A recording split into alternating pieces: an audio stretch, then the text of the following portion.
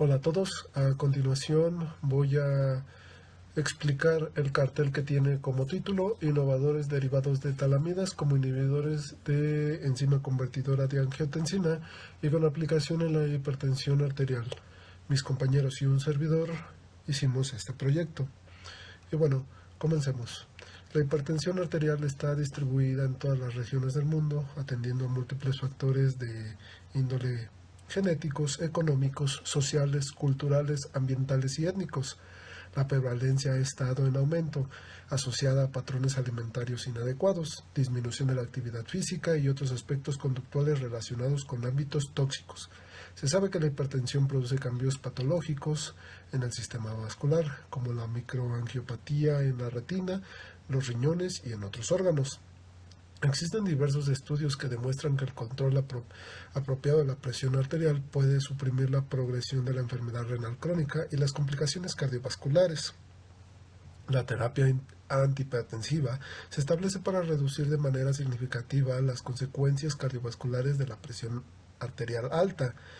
Y aunque es necesario reconocer que muchos de los pacientes hipertensos requieren de más de 2 medicamentos antihipertensivos para alcanzar sus objetivos de presión arterial, una de las complicaciones que está íntimamente ligada a la presión arterial alta es la enfermedad renal crónica, como consecuencia del tratamiento de la hipertensión arterial que digiere simultáneamente para promover la protección renal y cardiovascular. Uno de los principales tratamientos está dirigido a la supresión del sistema renina-angiotensina-aldosterona mediante inhibidores de la enzima convertidora de angiotensina o antagonistas del receptor de angiotensina. La situación se complica cuando el paciente, cuya presión arterial permanece por encima de lo previsto, a pesar del politratamiento, a esto se le conoce como hipertensión arterial resistente. Esto aumenta el riesgo de efectos nocivos por parte de las diferentes interacciones medicamentosas. Es por ello que se requiere de nuevos fármacos capaces de actuar en diferentes blancos biológicos con un fin particular. Pasando a la metodología, antes de explicarla, tengo que decir que en este cartel no se está contemplando toda la información, ya que debido a tiempo y a espacio me es imposible colocar la información, pero es importante que sepan que en este proyecto no solo está la parte del modelado molecular y la síntesis, que es la que voy a explicar a continuación, sino que también existe información sobre experimentos in vitro, como la cinética enzimática con estos compuestos sintetizados, y también la parte biológica. Por si es de su interés, lo puedan consultar contactándonos en los correos que aparecían en el título y en los encabezados. Dicho esto, voy a continuar con la presentación. Siguiendo explicando la metodología del modelado molecular, se empleó un método semiempírico con un cálculo PM3 para la conformación de todos los ligandos. Se asumieron condiciones fisiológicas como pH de 7.4 y determinando el estado de protonación con los softwares Gauss View versión 5.09 y Gaussian versión 09. Se utilizó un algoritmo genético de tipo lamarckiano y se le pidió al software que hiciera las mejores 100 conformaciones. También para las cargas parciales de Coleman se utilizaron los softwares como Raccoon y las herramientas de Autodoc Tools, la versión 1.5.4. Algo importante a resaltar, que es la cuadrícula de la caja, se fijó en 126 Armstrongs por 126 Armstrongs por 126 Armstrongs, con una separación de malla de 0.375 Armstrongs, y las coordenadas que se utilizaron en la cuadrícula fueron en X, bueno, al menos para la butililcolinesterasa, que es de Homo sapiens, con el código en el Protein Data Bank 4BDS, fue de X, las coordenadas son X 138.889, Y 123.537 y Z 38.703. Mientras que para acetilcolinesterasa, que se utilizó la de Electrophorus electricus con el código en el Protein Data Bank de 1C2O, sus coordenadas fueron X 88.481, Y 109.042 y Z 83.026. Se utilizó Autodoc 4 con el sistema operativo de Fedora, esto para realizar pues el acoplamiento el acoplamiento molecular, y los valores que se determinaron fueron la energía libre de Gibbs y la constante de disociación, también las distancias de unión, el número y el tipo de interacciones. Después de que se analizó el modelado molecular, se eligieron los mejores candidatos. Sin embargo, yo les voy a hablar sobre uno nada más. Estos candidatos seleccionados pasaron a la siguiente fase, que es la de síntesis, el cual esta síntesis tiene como cabeza de serie al anhídrido tálico. Aquí les presento un derivado del anhídrido tálico, y el cual se hizo reaccionar con el sustituyente 2,3,4-dimetoxifenil etilamina en una relación de un equivalente de la cabeza de serie por dos equivalentes de los sustituyentes, para así en condiciones de calentamiento tenue llegar poco a poco al punto de fusión y no utilizar o al menos evitar disolventes para tratar de lograr una síntesis digámosle un poco más ecológica, más verde. Con esto se pudo obtener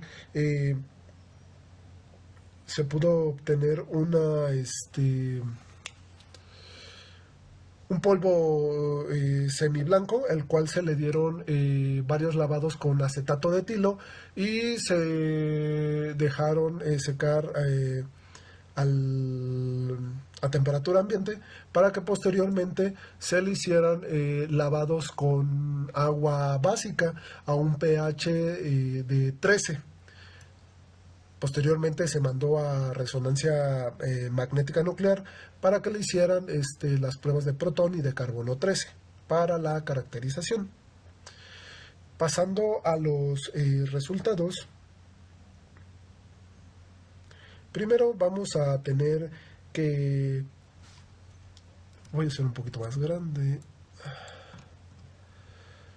Primero tenemos que el delta G encontrado para nuestro ligando en la enzima de acetilcolinesterasa de Electrophorus electricus fue de menos 9.09 en comparación con la acetilcolina que utilizamos como control positivo, que fue de menos 4.54, y también de galantamina y neostigmina, que sus delta G fueron de menos 6.6 y menos 5.73.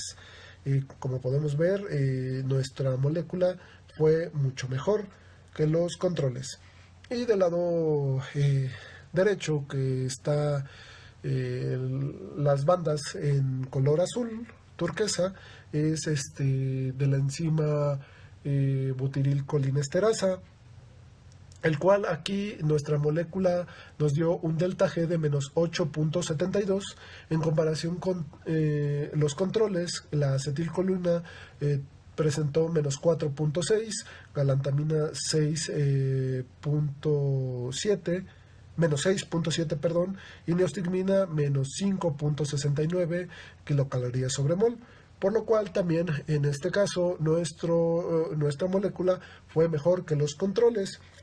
Los tipos de residuos de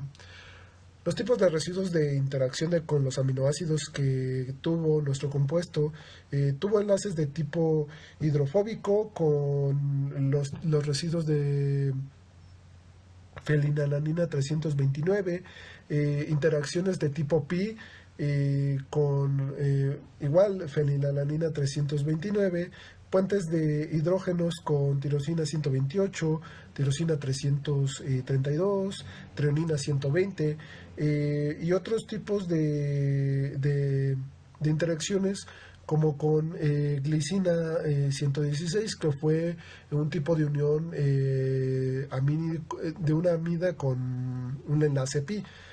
Y eso en la butirilcolinesterasa.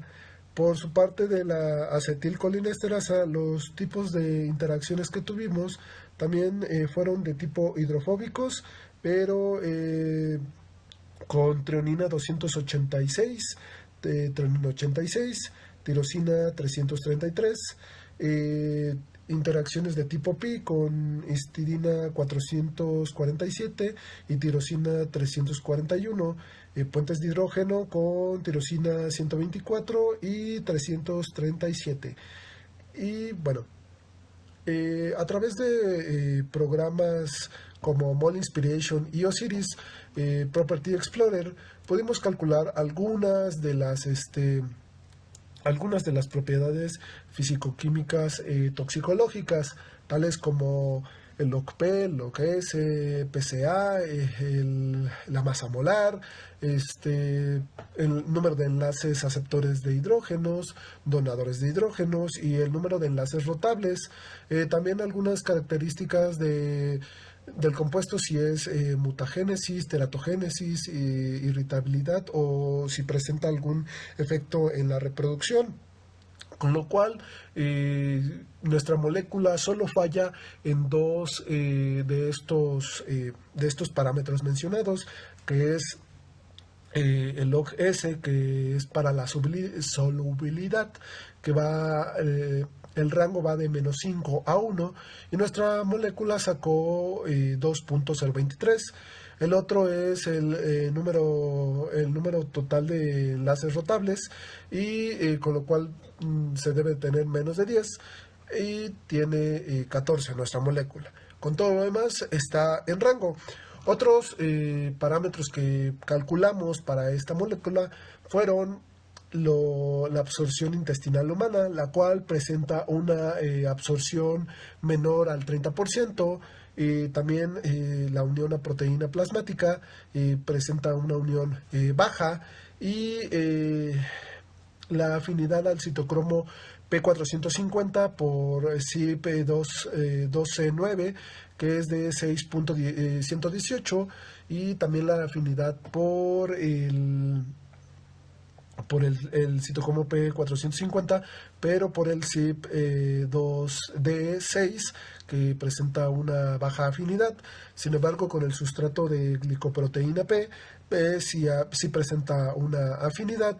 Y en el coeficiente de partición de cerebro-sangre, el dato que nos arroja es de menos 0.4697, y con lo que respecta a la penetración de la barrera hematoencefálica, presenta una relación de menos 0.5. Con esto pasamos a la caracterización, en donde del lado izquierdo presento la resonancia magnética nuclear de protón de nuestra molécula, donde los protones, donde los primeros que vamos a analizar son con un desplazamiento de 2.83, que serían estos pertenecientes a nuestros protones de los carbonos 10 y 10 prima, que serían estos correspondientes a 4 protones, 2 de cada carbono. Los siguientes a presentar son los protones de son los protones que tienen un desplazamiento de 3.61 partes por millón, y pertenecen a los carbonos 9 y 9 prima, donde igual que los anteriores son 4. De allí están nuestros protones en 3.83, pertenecientes a los carbonos 17 y 17', con un desplazamiento de 3.83 partes por millón. Estos pertenecen a los carbonos, a los metilos de nuestras sustituyentes del carbono 10, del carbón 17. Los siguientes carbonos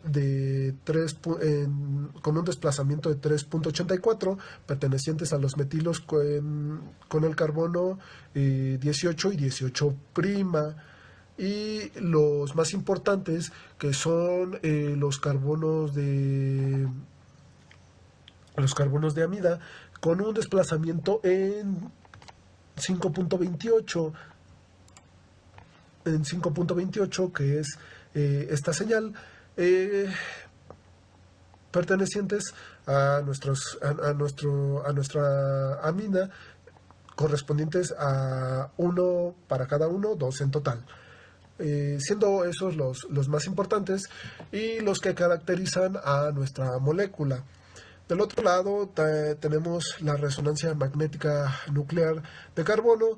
No me voy a detener mucho en esa, simplemente la puse para... me detuve en esa para completar un poco más la información, pero con un buen espectro de protón es más que suficiente. Con lo cual pasamos a la conclusión. Y bueno, se obtuvieron mejores resultados en el modelado molecular que los controles positivos, por lo que podrían ser candidatos perfectos para el tratamiento de la hipertensión. La evaluación de propiedades físico-químicas y toxicológicas mediante programas in sílico determinó que el M02 es un excelente candidato para convertirse en fármaco con actividad biológica, al no presentar efectos tóxicos teóricos. Y bueno, los rendimientos de la síntesis fueron muy buenos, siendo estos del 92%, y su caracterización se confirmó con la estructura molecular. Y bueno, por mi parte sería todo.